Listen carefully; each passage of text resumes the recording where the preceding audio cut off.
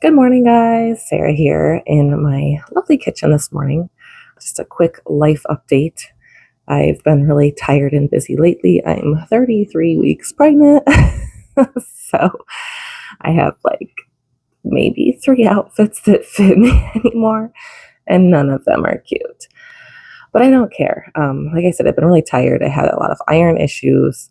We went on vacation and I really wanted to get back to my YouTube channel. One of the things that I really wanted to do before baby comes is I wanted to do some food prepping.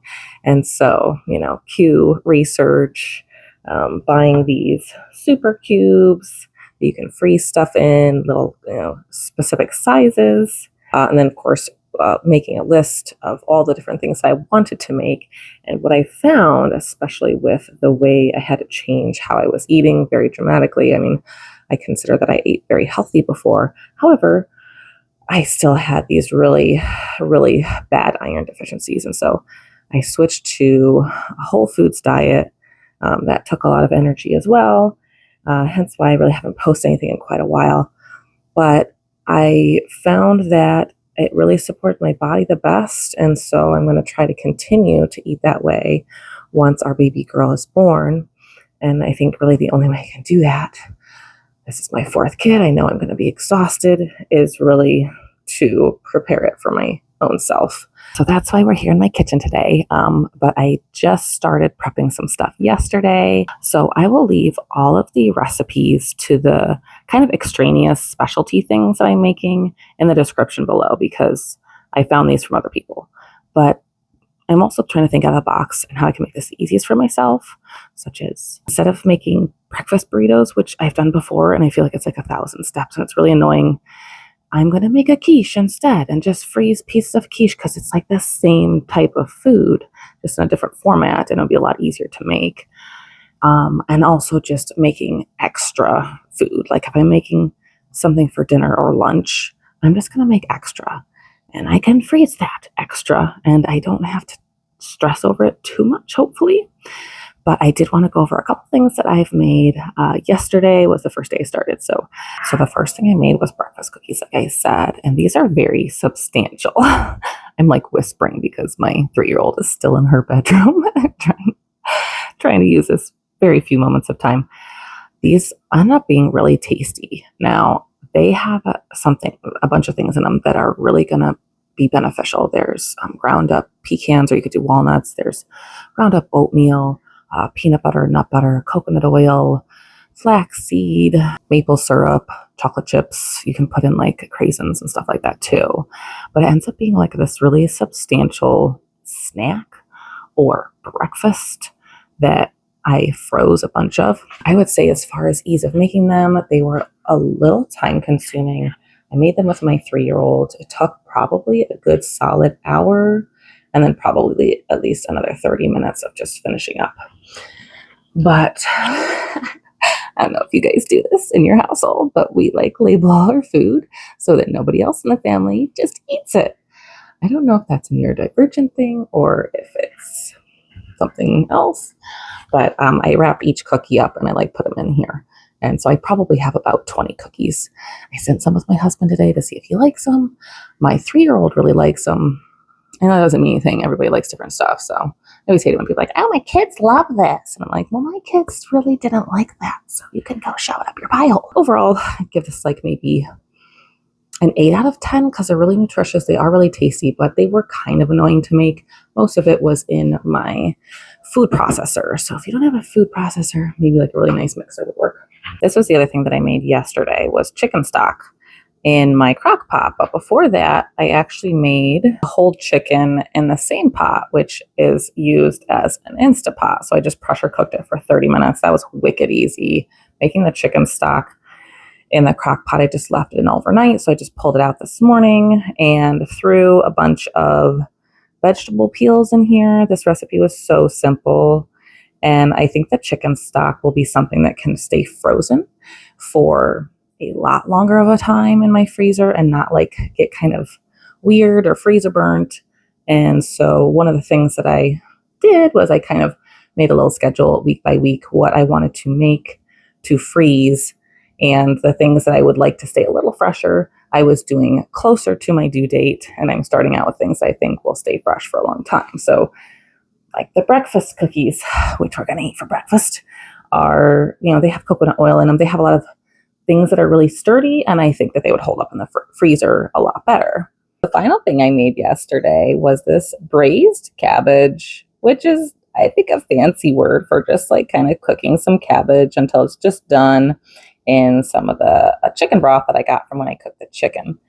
Now I threw some carrots in, whatever other fancy ingredients you want, just to make it like healthier. I've been learning a lot about your gut microbiome, and so adding things in like fresh, like sage, or if you have like a little herb garden, or if you get fresh herbs from the store, those are really good for your gut too. You don't have to like really overthink it, but any variety of vegetables that you like. I love this chicken stock recipe, and I really don't make chicken stock like ever at all. So this was really easy. After I pressure cooked the whole chicken, I just took all the chicken parts out, took all the meat off. I saved it for our dinner last night. So I rinsed off the bones. I tried to get all the skin off so it wouldn't be like really fatty, because I didn't want to have to, oh, the mess is killing me.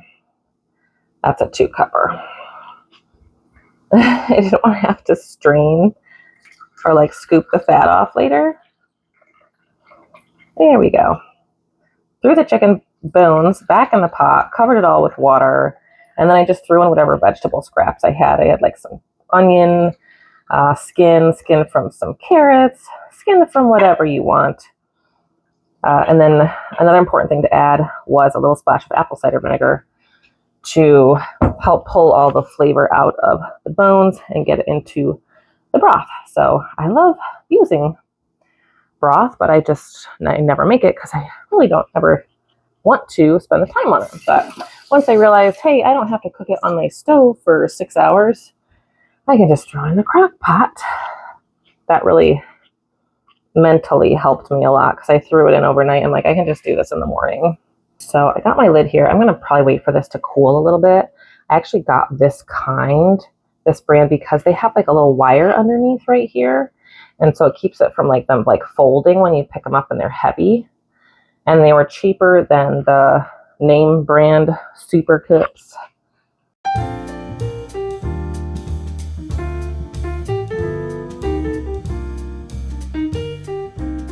These can go in the oven as well, so I don't feel bad like putting hot substances in them, but I typically wouldn't expect that I should put something hot right into the freezer either. All right, welcome back to the kitchen this afternoon. I am going to make some more braised cabbage.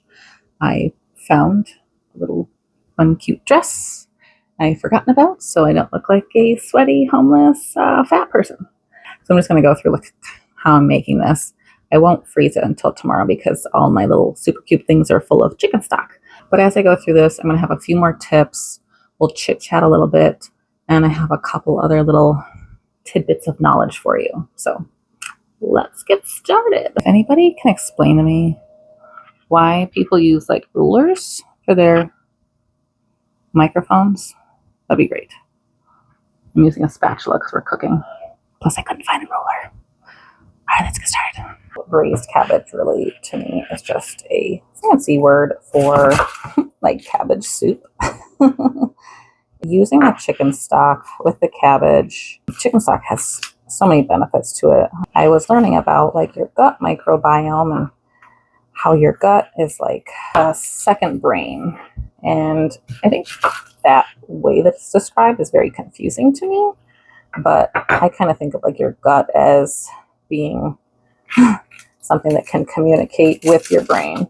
And it's telling your brain things like, feed me more of this or feed me more of that. And whatever we do feed it, it wants more of that particular thing, whether it's sugar, whether it's whole foods.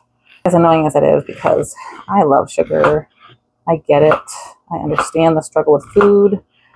I'm blessed that I can be at home and I don't have to work, but I have to raise a family full of AuDHD kids I myself am AuDHD, and that is a lot of work.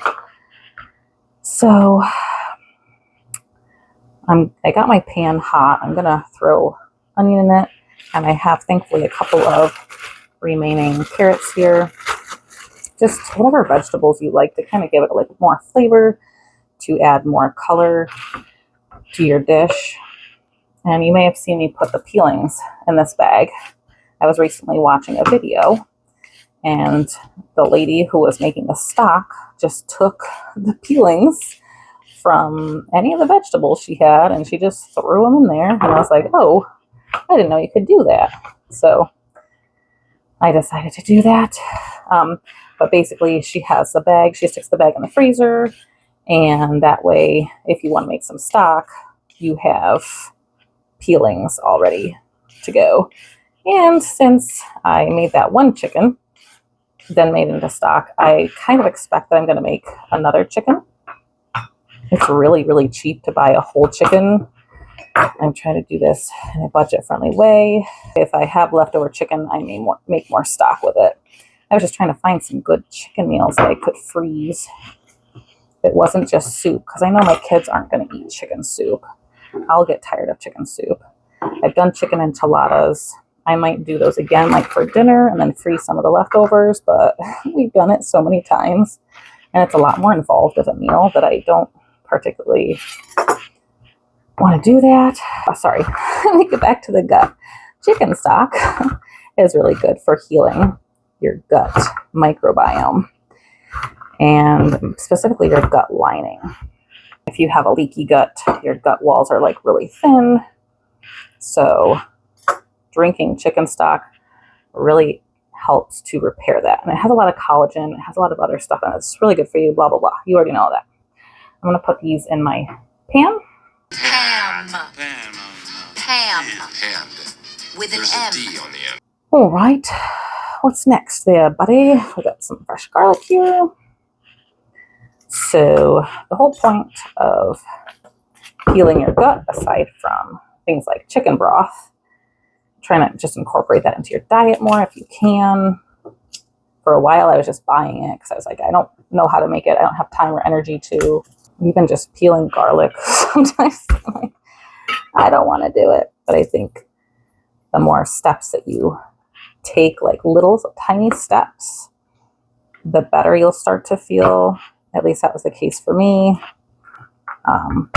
Being able to do something simple like switching out pasta for more grains, like quinoa or farro, rice, potatoes. Those are all better for you than good old delicious pasta. Yeah. But when you're making a dish like this, the more vegetables, the more produce varieties that you can incorporate, the better for your gut, the better for those bacteria that are working hard for you. That's probably enough. Ooh, I should keep these too. So if you're feeding the good bacteria in your gut with more types of vegetables that you enjoy, that includes garlic. That includes, like I got these mushrooms. If you like mushrooms, it includes those. It includes sage, oregano, spices from, if you can buy them from the store or grow them in a little herb garden. My husband just planted an herb garden, bless him, because I cannot grow anything. Save my life.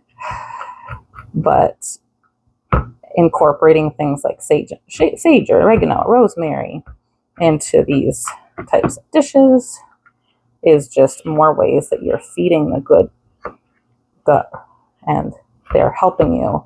In my pan, I only have the veggies in it that I showed you. I'm adding some oil. Bless my husband, he also sometimes will make us this oil. We pretty much always have it on hand. I think he puts, I honestly don't even know what the heck he puts in there. So that's just going to kind of simmer away for a little bit. I want to get these to a spot where they're maybe 2/3 of the way done. And then I'm going to throw in some stock in there and the cabbage. I try to think of this like a game. How many different types of green things can I put into my food? I'm actually going to wait to put those in. How many varieties that I like can I put in there? And some days it's not very many because I'm tired. And knowing that I get tired easily is what prompted me to want to make all these things ahead. So while my veggies are just kind of heating in the pan here a little bit longer, I have a few other things to share with you. A couple of things that I was going to make were white rice, which seems stupid, but if you have rice you can heat up in the microwave that's frozen, you can throw the braised cabbage over top of it, and then all you really need is a protein. So speaking of proteins, for the chicken, I will probably make a chicken fried rice. I might make a cauliflower version and like a regular version, and I'll do those in the next video. And then also, I was reading that you can shred chicken and then store it in vacuum sealed bags because you want to get all the air out. I want to make a tofu bake. I really like tofu. That's not something that my kids would like, but it's something that I would like. I mentioned earlier quiche, which will be another really great thing to have for breakfast on hand with lots of veggies in it. I'm really blessed that my husband is able to go hunting, so we do have venison in our freezer, but I have to grind it, and I hate grinding it. It's so gross. Talk about like sensory overload. I don't like slimy stuff or blood, and it takes a long time. But I have it in my freezer. It's free to me now as long as I grind it and as long as I use it. And pretty much everybody in my family likes ground venison. It's something that is very similar to ground beef. I can use it in a lot of different dishes. It tastes very similar to ground beef. I'd really like to make kind of a lot, so I'm gonna put some more stock in, but this stock came out really good. I think rinsing and keeping the skin off of it was a really good idea because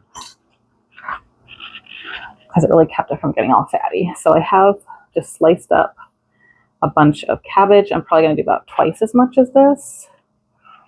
I want it to be like kind of simmering. I'm going to put the lid on, kind of let it simmer. This head of cabbage that I got was insanely big. I'm like, this must be either cabbage season or we're all going to die because there's GMOs in it and stuff. Another dish that I repeatedly make and freeze, I'm going to put in like my sage and stuff now. My dog's eating the cabbage off the floor. Is cabbage rolls. And it's a pretty easy dish. Me and my husband both like it. It has meat in it, rice, tomatoes. You can just basically put in it whatever you want. But what I'll do is I'll take the whole head of cabbage, put it in a big pot of boiling water. I kind of like take the core out and I let it boil for like 20 minutes to really soften everything up. I'm just going to cover this now until I can peel off the outer layers of the cabbage and roll the whatever I put inside of it. And they're not cooked all the way through yet. You roll them up, put them in a pan, stick them in the oven for like an hour. There has to be some kind of sauce over the top. So my 3-year-old is not taking her nap. Oh, and there's her buzzer, so she's coming out. But the sauce could be like a tomato sauce. You can lighten it up with like a white wine mixed with chicken stock type of a sauce. If you don't want to do tomatoes, I find if I have too many tomatoes, I start to get too acidic. So if you struggle with being a little bit too acidic and you notice that you get a sore mouth when you have a lot of tomato products, then you might want to do like a lighter sauce. But I would not do a creamy sauce because creamy stuff I have not had much luck with thawing out.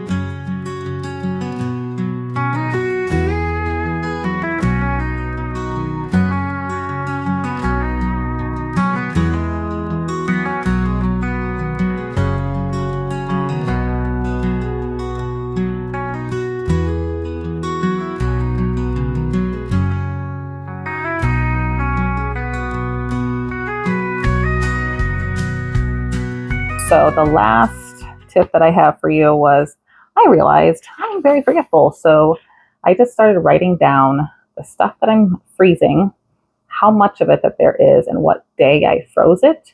Because while, yes, I did label and I will label all the food I stick in the freezer, you know, stuff gets lost in the freezer. So I was like, I need to write down what I have in there. I might even put little tips like the best ways that I found to reheat it or what goes good with what, so that I just save my brain. And I'll probably stick this paper like right on the outside of my freezer area. Well, I hope this was a fun chit chat for you today. I am going to be doing another video with some more prep for different things I'm going to freeze. And I'd love to get your comments and feedback about maybe things that you've tried or things that you want to try. No, it's Katrina. We'll check in and we'll see you next time. And hopefully I'll get some more food frozen before the baby comes. Thank you guys for watching. See you later. You say bye-bye? Bye. Arrivederci. Bye. Don't let the bugs bite. No, the bugs bite.